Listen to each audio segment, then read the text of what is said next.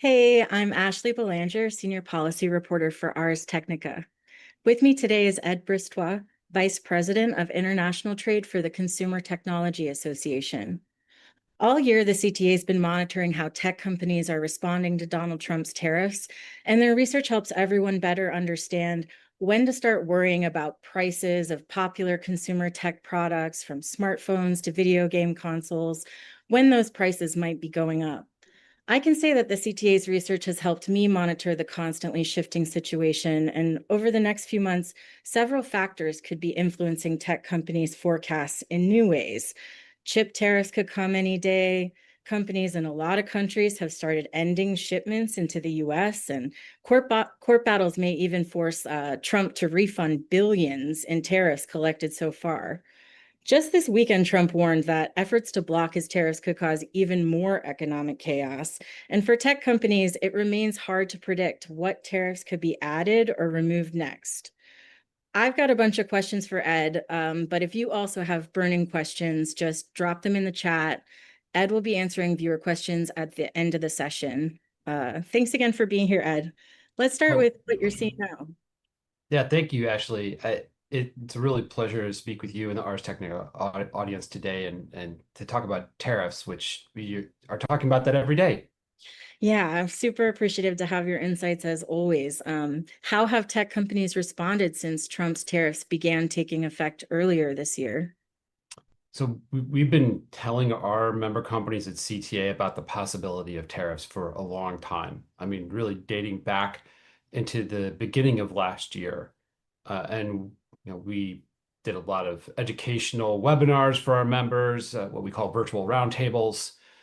We did research on the basis of the Trump campaign's policy proposals on what was then called the universal baseline tariff, and then the focus then at that point in time was on China. Um, so our companies kind of knew vaguely what was coming, even if they didn't want to believe it.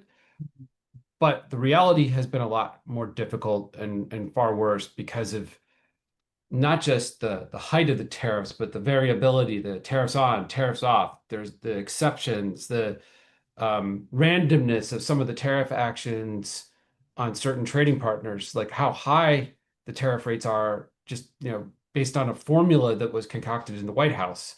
So some of our members just kind of froze, right? They didn't know what to do, especially if they wanted to import in the United States. What was good the tariff rate going to be? They may have said, well, maybe it's worth it for me to wait a while to Yeah. see if things clear up. And some companies said, well, I'm going to shift production to another market. Maybe they would get a better deal if they went to that market versus another market. So it all over the map, Ashley, because everyone is in a different situation. Yeah.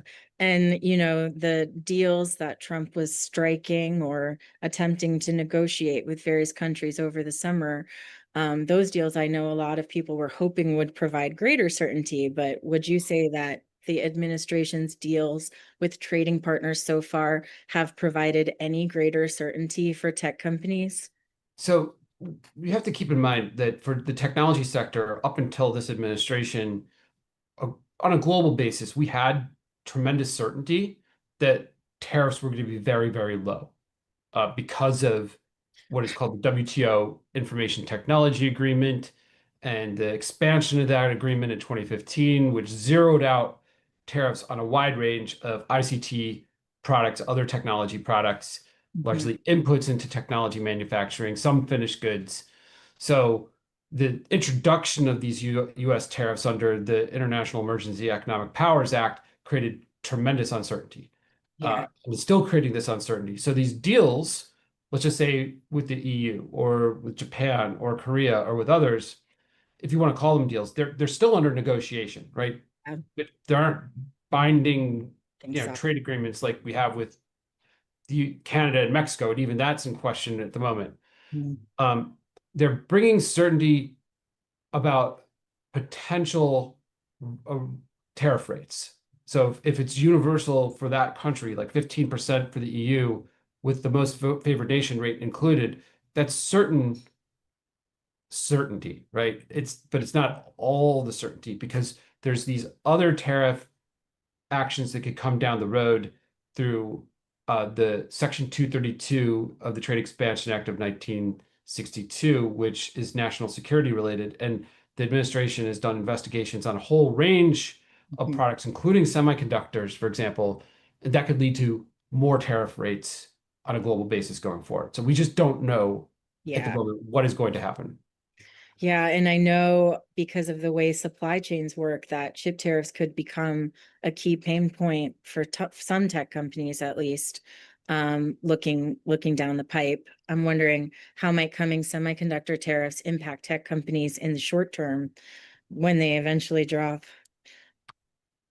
So it depends on what you mean by a semiconductor, first of all, because for the administration, they may have a very broad view of what a semiconductor is. There was a memorandum, presidential memorandum from April 11th that said for the purposes of the IEEPA reciprocal tariffs, Mhm, so these are the country mhm. tariffs that I'm talking about, semiconductor meant all these additional downstream products in the consumer technology supply chain. So like laptops, tablets, smartphones, many other types of products. So what the president was essentially saying is that he believes those are semiconductors. When they're not semiconductors, they contain semiconductors. So for now, anyway, until this investigation on semiconductors concludes, those HTS codes, those harmonized tariff system codes, are accepted from the IEEPA reciprocal tariffs, which has provided Yeah, certainty for our industry, but we good. don't know where this investigation is going to lead, how broad the scope is going to be. Are they going to tariff the finished goods or just the semiconductor content in those finished goods? Would the remainder of the finished goods be subjected to the IEEPA reciprocal tariffs? So there's so many questions. And then Yeah. you get to the point where with the other Section 232 investigations, like on copper or steel and aluminum or critical minerals, how do those apply? So it's Yeah. still uncertainty. Yeah, and the long term, in terms of like building out the supply chain and having kind of that expectation, for the chip tariffs, having those questions unanswered, I would assume would only be further setting things back long term. Would you say that that would be, is there any way to even guess at what the impact could be long term of coming semiconductor tariffs?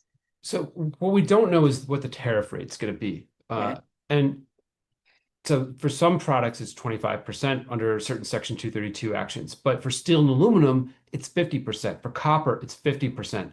The president himself has said 100% for semiconductors, or even as high as right. 200 or 300%. Mhm. And so that's prohibitive. I mean, at 100%, it's prohibitive. At 200 and 300%, you're not going to be able to import anything. That's just a Yeah. wall at that point. It's a tariff wall. And so is it, again, just on the content, the semiconductor content versus the finished good? Maybe that changes things to a certain extent, but it's impossible to plan for the long run if you don't know what the tariff rate's going to be or how the tariff will apply.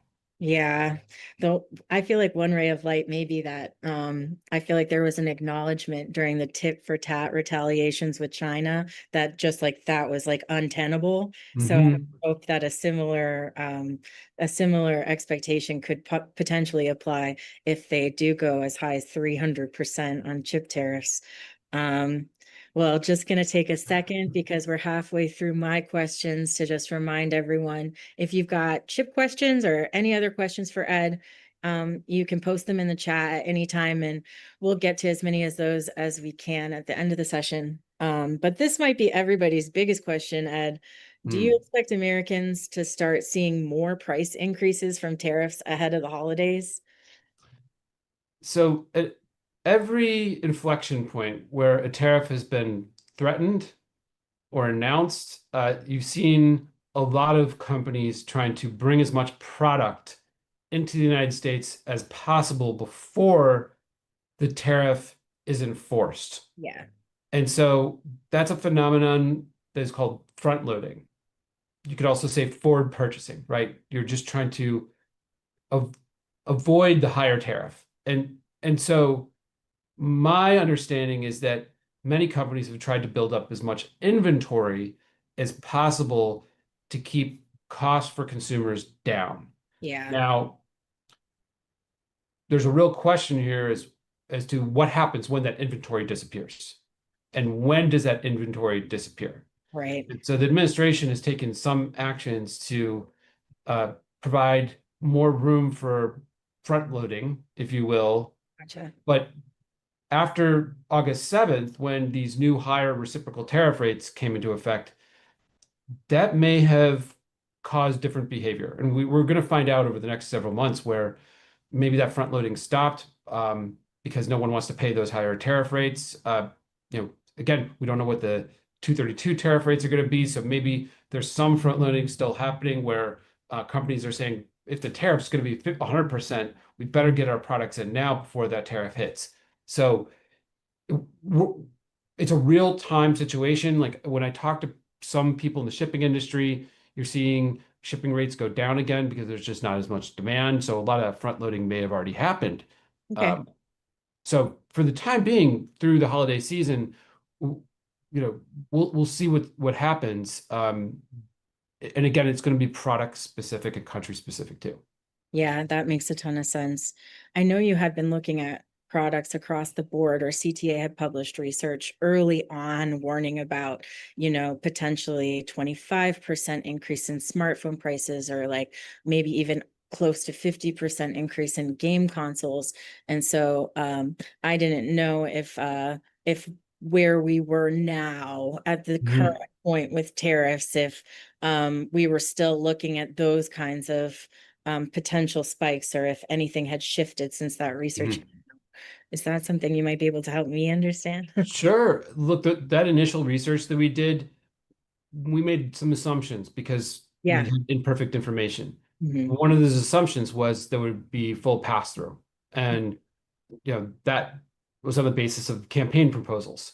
When we issued our most recent iteration of that study, it was on the basis of actual tariff rates that the administration had imposed or said, like in an official document, that we're going to Hmm. impose. And but then things changed again. So it's really hard to keep up with all the changes. So we're taking a beat to see, what might come down the road next. But I think for some of the products that were not accepted from the IEEPA reciprocal tariffs, the impact could be much, much higher.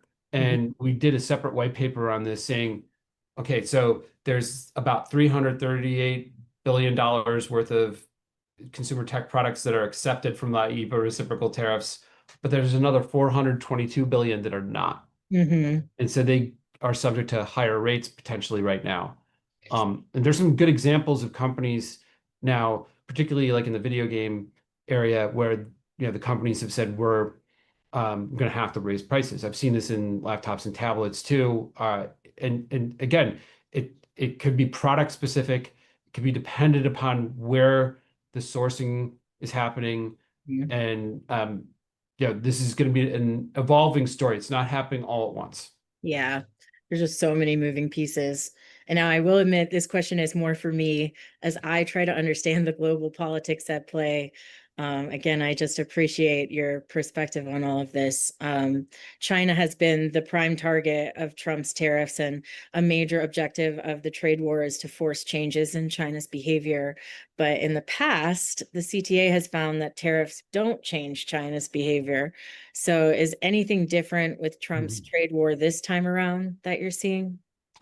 It's a vastly different operation. Now, you have to keep in mind that the purpose of the IEEPA reciprocal tariffs largely is to address the this is the words of the administration, to address the historically high trade deficit the United States has. So what Mhm. that means is that we are importing more than we are exporting. It doesn't have anything to do with the US budget deficit. People get this a little bit confused. So I want to make sure people understand that we're talking about the trade deficit. Now, we've had a trade deficit of varying amounts over the decades, but the US population has also grown, and we are a wealthy economy, and we tend to buy more things, and people invest in the United States too, which also may drive it. There's a whole body of economics around the trade deficit, but it doesn't, it's not necessarily a metric of the ill health of the US economy, despite what the administration might say. Gotcha. So we also have to keep in mind that the administration wants to use tariffs to gain a lot of revenue. And we know at the Consumer Technology Association that foreign governments and foreign countries are not paying the tariffs. It's importers in the United States, including retailers, including companies that are manufacturing in the United States. They are, when they're importing the product, they are paying the tariff to the US government. Mhm. That they pay the tariffs, not someone outside the United States. Yeah. Um, so it's I think the biggest difference here is that the administration is focusing on the whole world versus just China. And they are focusing on China to a certain extent through one particular measure. It's IEEPA tariffs with respect to fentanyl, but China's also caught up in the broader IEEPA reciprocal tariffs too. So is the administration also trying to change the behavior of other governments on trade issues? In theory, yes, they Yeah. are. They're trying to get other governments to make changes to their trade regime so those measures, whether they're regulations or laws or other types of measures, are less discriminatory against U.S. exports.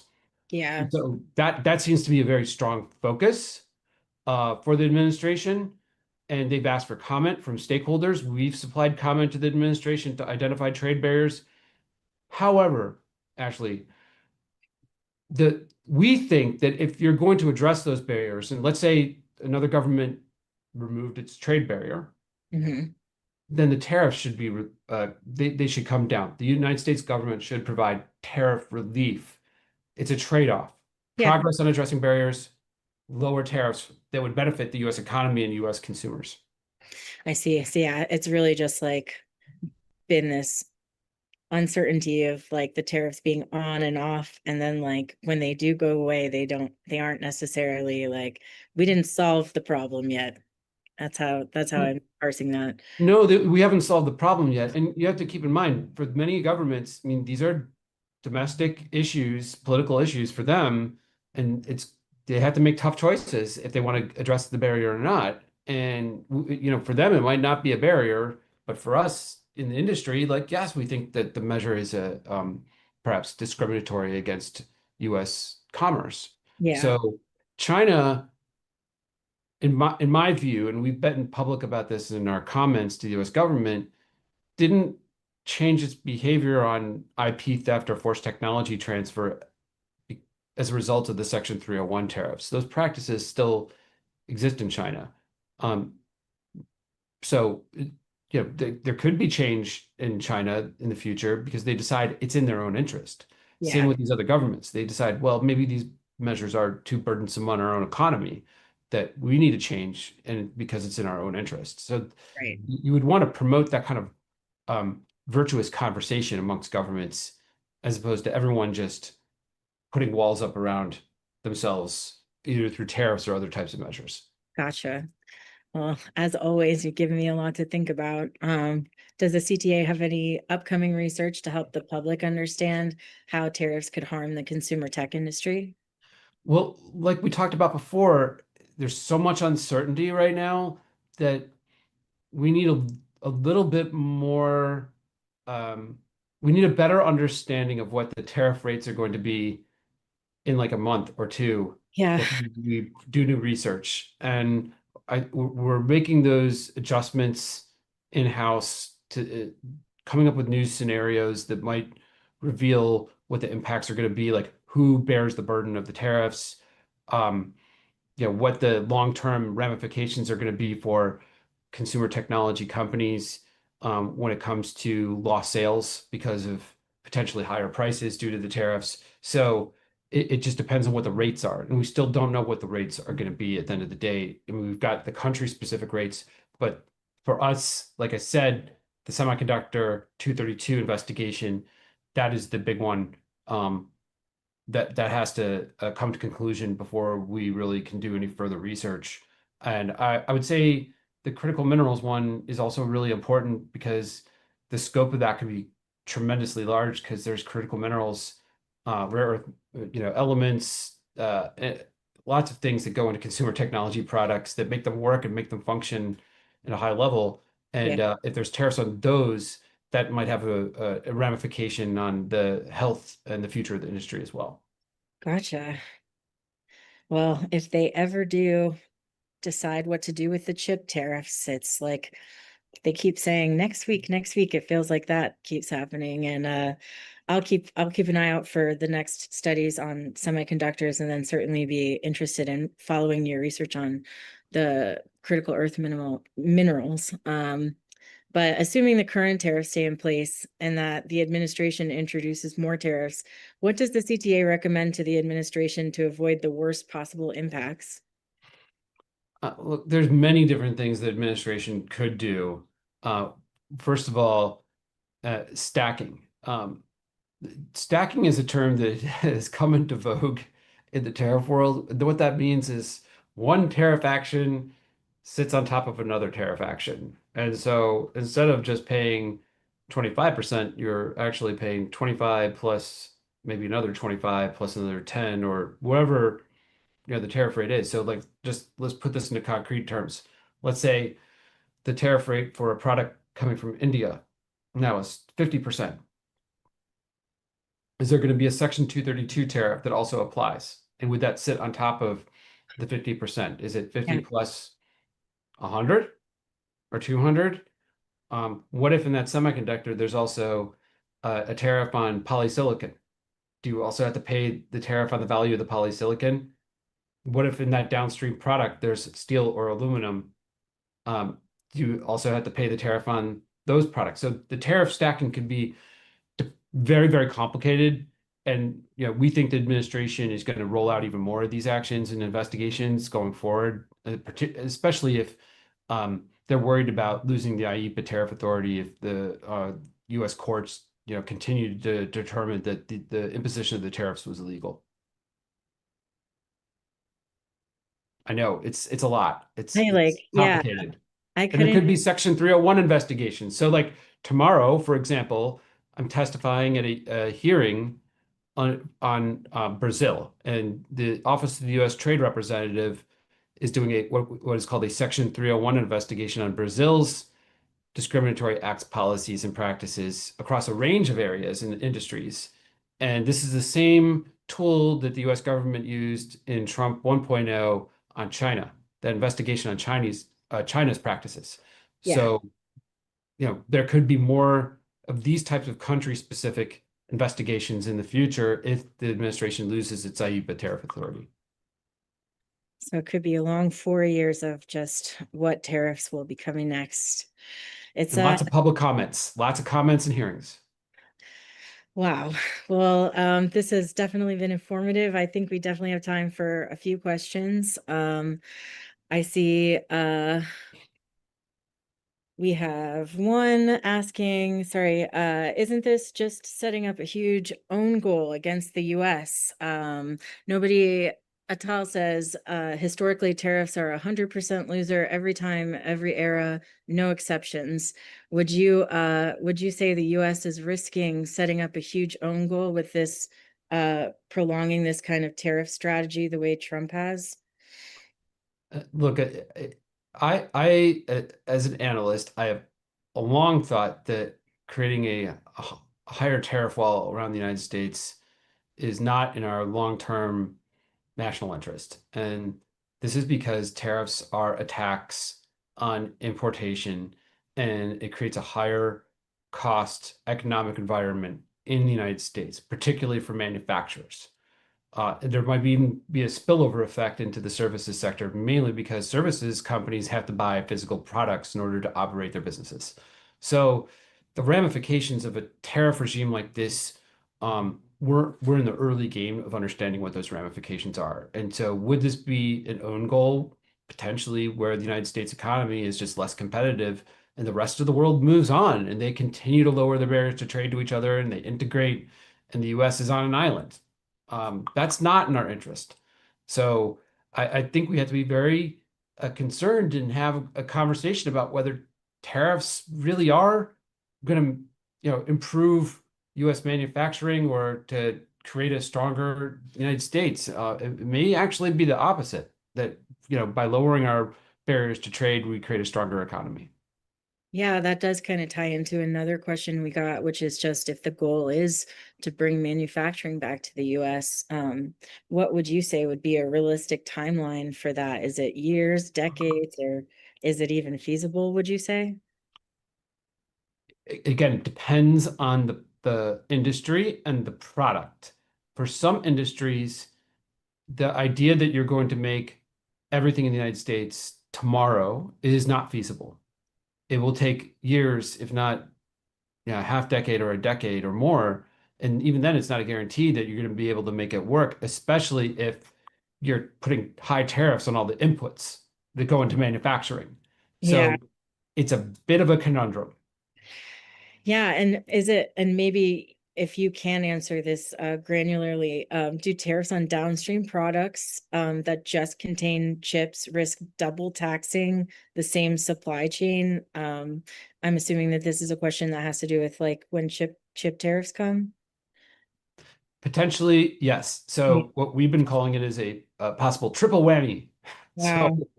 think Okay. about the think about the chip. Now, what is a chip comprised of? One of the primary materials is polysilicon. Right. So if you're importing the chip directly, and there's a polysilicon tariff, are you also then having to pay the tariff on the value of the polysilicon in the chip?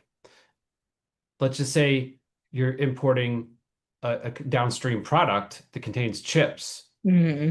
So are you also then both paying the tariff on the value of the semiconductor and the value of the polysilicon and potentially the value of the copper that's in the product, because copper conducts electricity Yeah. and we're talking about consumer electronics products? Or if there's critical minerals tariffs, are you also paying the tariff on the value of those inputs? Or steel and aluminum, if the casing is made out of aluminum, are you paying the tariff on the aluminum, the semiconductor, the copper, the critical minerals? Where does it stop? We don't Yeah. know. So triple whammy might be an understatement. Wow. Okay. That's an easy way to think of it, and also sounds like a nightmare. One of It's a bureaucratic nightmare, perhaps by design. We don't know. Is it to encourage people not to trade? Maybe Yeah. to try to find domestic sources so they don't have to deal with the rigmarole of importing that the administration has created. Well, one of the things that a lot of people bring up when it comes to these tech company impacts is what is the threat to innovation? And Mario Mario Gravina, thanks Mario for the question. He was wondering what your thoughts are on a quote today from the New York Times. I'm just going to read this to you. Mhm. Experts suggest that now Trump's chip tariffs risk not just spiking prices, but throttling AI innovation in the US, just as China's open source AI models shake up markets globally. Um, do you have any thoughts on where we're headed in terms of this potentially throttling AI innovation? Look, if the goal is for the United States to be the most competitive market in the world, the most powerful market in the world on AI innovation, we need to be very clear-eyed about uh, not adopting policies that undermine that goal, and identifying the policies that are currently in opposition to the goal, and then getting rid of those policies. So it's the same thing. If it's about competing with China on anything, you would think that not imposing tariffs on our allies and our friends around the world would be helpful in achieving that goal of competing with China more effectively, instead of pushing them towards China. And Yeah, so it is difficult to understand how all of these policies are supposed to work together. It seems like there's a lot of policy friction and overlap and pulling and tugging. So I would say that for our goal as a society should be to promote innovation across the board and to make innovation as low cost as possible, to allow anybody in the United States to come up with a new idea and to scale it up and bring it to market. And if we put in place tariffs across the board, people are just going to be focused on making their tariff payments and saving up money to make those tariff payments, as opposed to building out a product that is great for the US market, great for consumers, solves problems, solves societal challenges, and brings us to a better tomorrow. Yeah. You know, this another viewer question, they ask another, they make another good point, which is just how much leverage does the US really have with tariffs, considering how China controls so much of the upstream materials and manufacturing capacity? Would you say that the leverage that we're seeing so far through this are would you be able to quantify how much leverage the US has with the tariffs fight? It's difficult to quantify. Look, I mean, I think if there's a goal that the US government has to create stronger supply chains for certain types of national security goods, like let's just say critical minerals again, you should be able to work with our allies to create those stronger supply chains and value chains outside of China. So that is, we know that Canada and Australia and others are able to supply critical minerals with the right investments. Um, Maybe they're able to process those critical minerals. I mean, it can't just be a tariff solves all of life's problems. That's not going to work. You need other types of measures. You need better permitting. You need better approaches to infrastructure and to the workforce and to respect intellectual property rights, to uphold the rule of law and to create better trade facilitation measures between our allies. The tariff by itself isn't going to achieve those goals. Yeah. So, I am wondering, you kind of had discussed how how tech companies are reacting to potential chip tariffs coming soon. And do you see companies stockpiling chips as like a hedge right now, or is that maybe too expensive or risky given how fast the tech cycles are moving? So there are two different scenarios here. There's the companies that need chips to make things in the United States. So I think a lot of those companies lived through the pandemic. They knew they came out of it with an increased understanding of how important it is to have supplies of chips.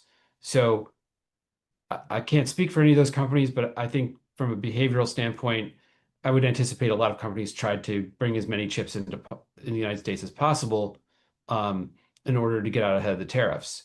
So when you're talking about the downstream products that have semiconductors in them, that is perhaps a much bigger concern for consumers, Mhm. mainly because at some point the companies are going to move on to the next set of product cycles where maybe the chips in the products in the future, maybe they're not going to necessarily be made in the United States because there's not enough production yet. So, maybe over time that production exists. So they would have to, if those tariffs exist on the semiconductor content, the importers are going to have to pay the tariffs. We just don't know what the semiconductor tariffs under Section 232 are going to look like. I It's wish it's we knew. I wish we knew. I mean, this is the question I get asked all the time. It's like, what is it going to look like? And it seems that for the president anyway, he's made remarks about, well, if you're making a fab in the United States, you're trying to build that fab, or if you're close to launching production, you might avoid the tariffs for a while, but as soon as you get to production, then the tariff comes on. So that's what he's talking about. Whether that is what it actually happens, we just don't know. Yeah, gotcha. Well, this has been such an awesome session. I think we have time for one more question, and it's maybe an unexpected one, Ed. Hmm. Kristen Van Fleet wants to know, what are the three books on display behind you? In addition to these, are there other books or podcasts you would recommend to better understand tariffs effects on tech and other financial market Mhm. sectors? Well, I actually have a much bigger collection of books at home, which I should have brought in today. Uh, this is just like a small sample, but the one I will point you to is Chip War by Christopher Miller, a professor at Tufts.